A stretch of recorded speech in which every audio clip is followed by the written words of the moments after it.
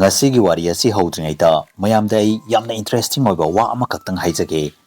aikhoi gi channel asigi video yengbiba amadi tabiba 80% mioi singdi aikhoi gi video asibu yamna pamjana tajai adubu makhoi myam aduna aikhoi gi channel Manipuri horror history asibu hojik fabo subscribe tawdri karigumba adomsu 80% sing adugi marakta oibiragadi adomna tawgadoriba thabagasi yamna aruba thabakti natte video asigi makhada subscribe button amakak leramgani madu khakta namgadabani subscribe button adu namaga loinana nakanda leiriba bell icon adusu nambiramo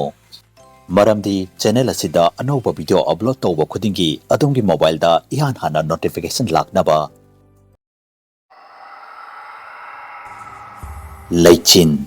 Ningthamthagi matamda Delhi da kayab ingi habasi mayamda haidrabasu India pumbana khangduna leiraba ngaktani Ningthamthagi inglaba matam asida Delhi mahausadagi amukka hena fazaba heli adubu Ningthamthagi matamda aikhoina Delhi da tharaba Leichin kaya amasu uva fangi yamna tharaba Leichin aduna Delhi city adubu phi angoba mana kopsinkibasu mali adubu Leichin aduna adomgi punsibu pungon olhan bangamba pot ama mahakaloina na putuna laglabadi adob kari taugani Ngasi gi wari asi Kavin amadi mahkki mamanabi Riya amadi mahkki mamanaba Ravi gini Kavin amadi mahkki mamanaba singadu Delhi gi hengalakliba pollution adu yamna hinaramde maramaduna makhoi matam kharaki Delhi dagi mapanda trip amada chatninglami maramaduna makhoina Himachal da chatnabagi plan silami numit humnigi matungda makhoina cape ama wairami amadi ayuki pung mari muktarak padwaita makhoigi trip adu da chatlami makhoina wairam liba cape adugi driver adu yamna nokanba amadi fagi tawanba miyoi ama oirami maramaduna makhoi ahumga driver aduga yamna free oina wari sanarami makhoina mayumdagi thoglakliba asi chaurakna pung mari mukti fajilaklami matamadu ayuki pung nipan tarami adubu nongthakta yengkhatlubada hawjiksu yamna mamlami matang aduda gari adugi manungda famliba makhoi pumdamakna makhoigi mamangda lambi aduda yamna tharaba Leichin mapayama paiduna leiba urami Leichin adu aduki matikta tharami habida makhoina gari adugi mixeldagi Leichin adudagi lambi adu mayek sengna uva fanglamde Kavin na driver aduda yenglubada ngaihaki mamangda noktuna amadi harauna wari sanaramba driver adu ikhangkhangudana yamna serious oiraklami driver adugi maithong adu pungon onkibagum tawrami Kavin na driver adu Leichin maraktuda gari thaubaduda kibo oiramgani haiduna khallami mado ubada Kavin na driver adugi saganda makhut adu thamduna yamna pakhalunuda Leichin maraksidadi gari do tapna thaurasu yaida haiduna hairami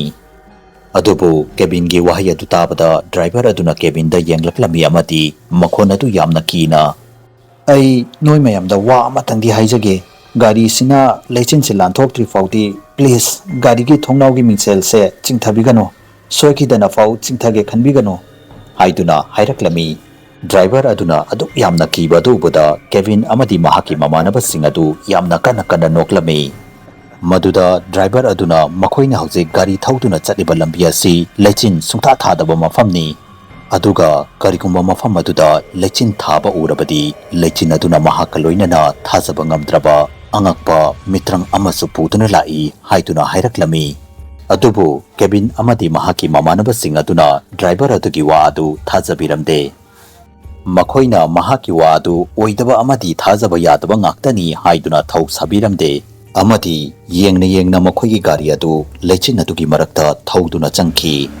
Leichin adu makhoi mayamna khalluba amadi ukhiba adudagi amuk hena tharami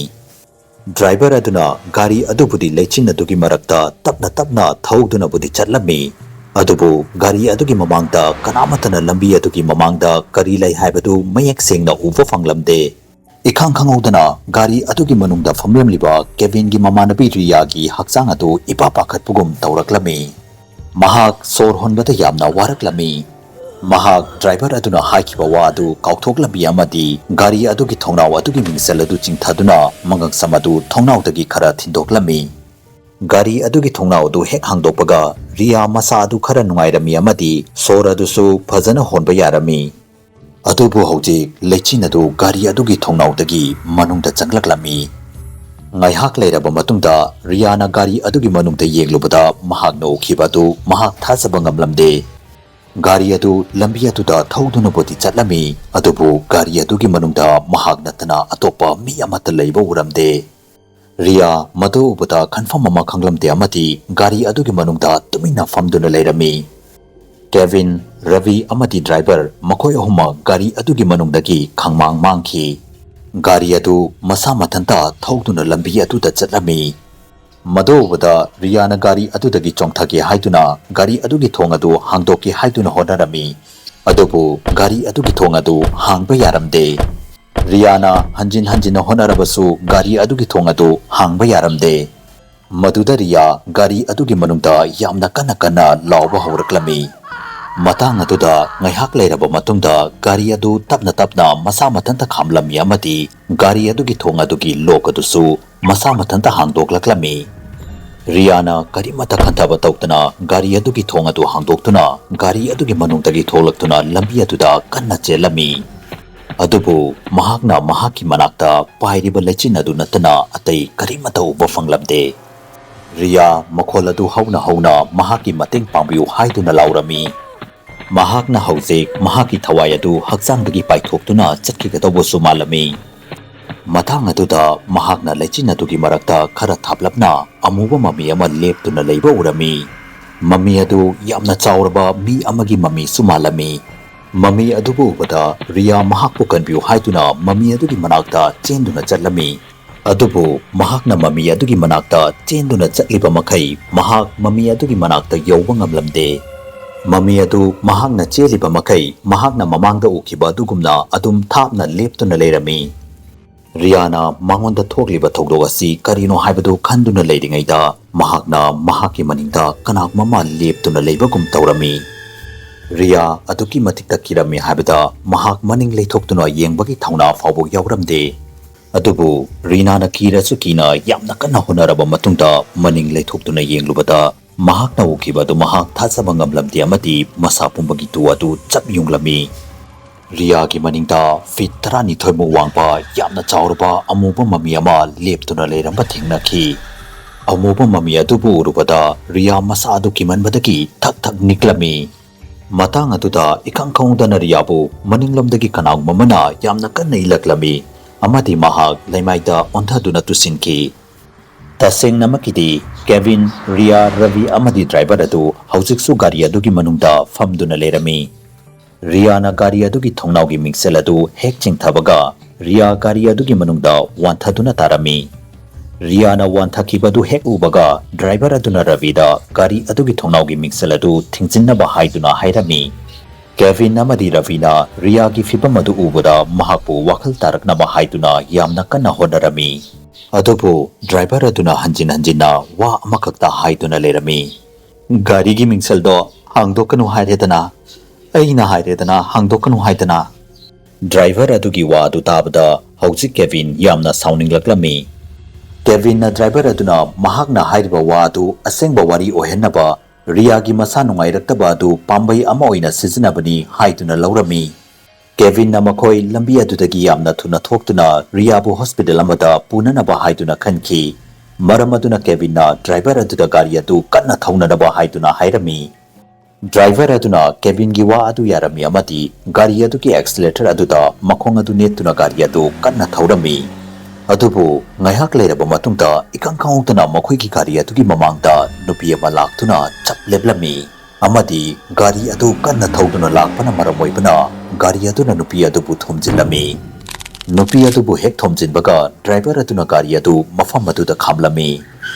cabin ꯑꯃꯗꯤ ꯔꯕꯤ ꯃꯈꯣꯏꯗ ꯊꯣꯛꯂꯤꯕꯁꯤꯡ ꯑꯁꯤ ꯀꯔꯤꯅꯣ ꯍꯥꯏꯕꯗꯨ ꯈꯟꯐꯝ ꯑꯃ ꯈꯪꯂꯝꯗꯦ꯫ ꯀꯦꯚꯤꯟꯅ ꯈꯨꯗꯛꯇ ꯒꯥꯔꯤ ꯑꯗꯨꯗꯒꯤ ꯀꯨꯝꯊꯗꯨꯅ ꯅꯨꯄꯤ ꯑꯗꯨꯒꯤ ꯃꯅꯥꯛ ꯇꯝꯅ ꯆꯦꯟꯗꯨꯅ ꯆꯠꯂꯝꯃꯤ꯫ ꯃꯍꯥꯛꯅ ꯅꯨꯄꯤ ꯑꯃ ꯏꯅ ꯄꯨꯡꯇꯩ ꯇꯩꯗꯨꯅ ꯂꯝꯕꯤ ꯑꯗꯨꯗ ꯎꯞꯁꯤꯟꯗꯨꯅ ꯇꯥꯗꯨꯅ ꯂꯩꯔꯝꯕ ꯊꯦꯡꯅꯈꯤ꯫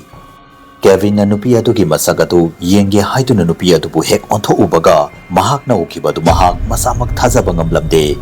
ꯏꯅ ꯄꯨꯡꯇꯩ ꯇꯩꯗꯨꯅ ꯂꯝꯕꯤ ꯑꯗꯨꯗ ꯇꯥꯗꯨꯅ ꯂꯩꯔꯤꯕ ꯅꯨꯄꯤ ꯑꯗꯨ ꯑꯇꯩ ꯀꯅꯥꯁꯨ ꯅꯠꯂꯝꯗꯦ꯫ ꯅꯨꯄꯤ ꯑꯗꯨ ꯃꯍꯥꯛꯀꯤ ꯃꯃꯥꯟꯅꯕꯤ ꯔꯤꯌꯥ ꯑꯣꯏꯔꯝꯃꯤ꯫ ꯀꯦꯚꯤꯟ ꯃꯗꯨ ꯎꯕꯗ ꯈꯟꯐꯝ ꯑꯃ ꯈꯪꯂꯝꯗꯦ꯫ Maramdi Riyadi makhoiga gari gi manungda wanthaduna laikibani. Madu hek obaga Kavin amuka maning leithukduna gari adu tamna kanna chenduna lakhi. Adubu Kavin na huji gari adu ihang hang na urami. Gari adu gi manungda famduna leihoba mahakki mamanaba amadi driver adu leiba uramde. Kavin khanfam ama khanglamde. Mahak masa adu su yamna pakhatlami. Kavin na lambida taatuna leidaba Riyabu thangatuna gari manungda hapchinduna mahak masamak gari adu gi driver seat ta famduna gari adu bu thauduna chatlami. Kavin tharaba Leichin adu gi marakta gari adu bu kanna thaurami. Matang aduda gari adu gi mamangda feet 12 mu wangba achoba mami adu laktuna lepki. Mami adu bu hek ubaga gari adu gi steering daki Kavin gi control adu mangki amadi gari adu lambi adu gi mapanda hauramba upambi amata changsinduna thomjenki. Mathangi namit nongalaba matungda mafam adu gi mising aduna makhoigi gari adu upambi adu gi manakta thomjinduna taatuna leramba thengnakhi. Gari adu gi manungda driver adu ga loinana Kavin, Riya amadi Ravi su yaurami.